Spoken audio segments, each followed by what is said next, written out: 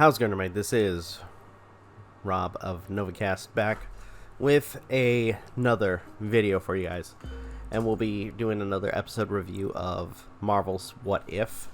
And this one is probably the darkest one. I mean, and considering, we've already had an episode where they talk about zombies. But anyways, so with this episode, they talk about what if Ultron won? What if he got his wish? And basically how they set this up is instead of the Avengers getting the cradle, Ultron actually succeeds. He gets the body of what would have been Vision and becomes the ultimate life form and proceeds to destroy all life, is able to obtain the nuclear codes, and proceeds to destroy all of humanity. But he doesn't stop there.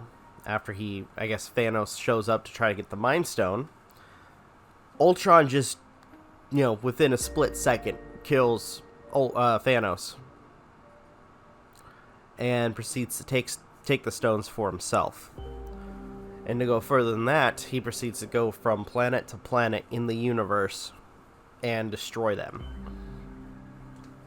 But that's not enough. And this is, I will say that this is the second, in a situation like this, there is a moment where, before everything gets crazy, where Ultron kind of sees the Watcher, and it's kind of similar to what we saw with Doctor Strange in one of the earlier episodes, which is pretty cool, but it kind of sets it up where he not only can see and hear him, but he can also interact. And the Watcher tries his best to try to stop Ultron. And by doing so, he has to, if anything, hopefully watch the last remaining humans, which was Hawkeye and Black Widow, try to uncover the ultimate secret that would help them. That being apparently a copy of the doctor that worked for Hydra that basically downloaded his conscious in the Marvel movies. Now, if you guys remember, he was inside a facility in the U.S. that was run by Hydra, but also there was another copy made of him that was inside a Soviet facility. So, with their newly obtained, Hydra partner, by downloading his consciousness, they bait a swarm of Ultron drones and proceed to download his consciousness into one of them to hopefully have him, the idea originally was to have him download into another, or download throughout the hive, but apparently he couldn't connect to the hive. And in the process of escaping, they end up losing Hawkeye. So Black Widow's left, and they come to the conclusion, or at least the Doctor comes to the conclusion, that wherever Ultron is, he's not in their seeable universe. And that is due to the fact that Ultron had found the Watcher, and where he's been kind of looking at all of the multiverses. And the last segment of the episode is actually probably the best moment, or at least one of the best moments.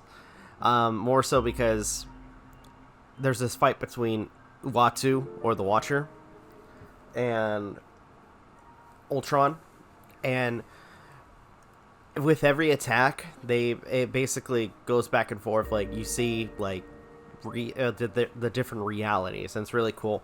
Now, I had to do a double take in one of the realities shown, because, and I think it's due to the fact that Disney owns it now, but if you pay close attention, they pass through the lava planet.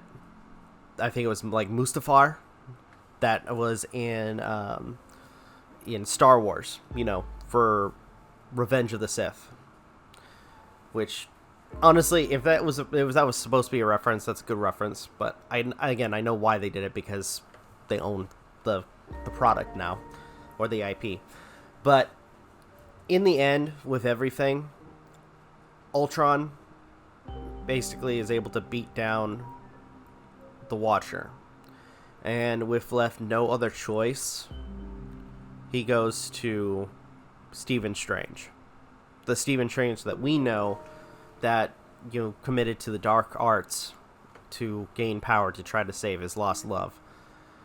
And with the last moment of the episode, it kind of like a callback to what was said to or what Doctor Strange said. He basically tells Doctor Strange that, I see now, I need your help. Basically kind of calling back, kind of use Strange telling him to say the same thing that he told him when he needed his help. So yeah, that was funny. But I'm looking forward to the next episode, because it's supposed to be the last one of the season.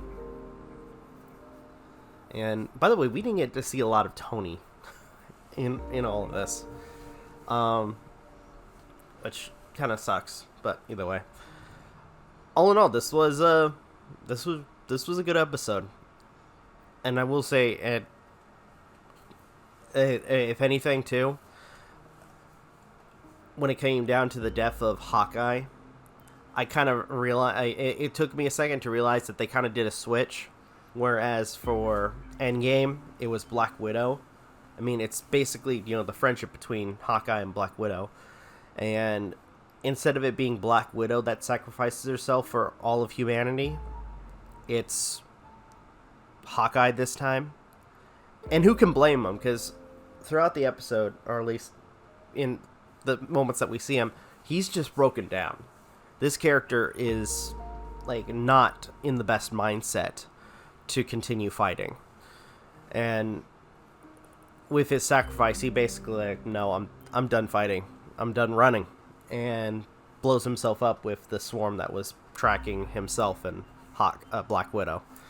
So all in all, this episode was really good, and I'm looking forward to discussing the season finale. But anyway, that's my last thoughts of Black Widow and Hawkeye in Marvel's What If. What do you guys think? If you guys seen the episode, do you have any thoughts? Let me know in the comments down below. Like, share, subscribe, all the good stuff. If you guys want to follow us on social media, links are in the description down below, as well as check out our daily content and the weekly podcast and community stream. With that being said, this is Novakast signing off. Have a good one. Take care, and I'll see you guys in the next video.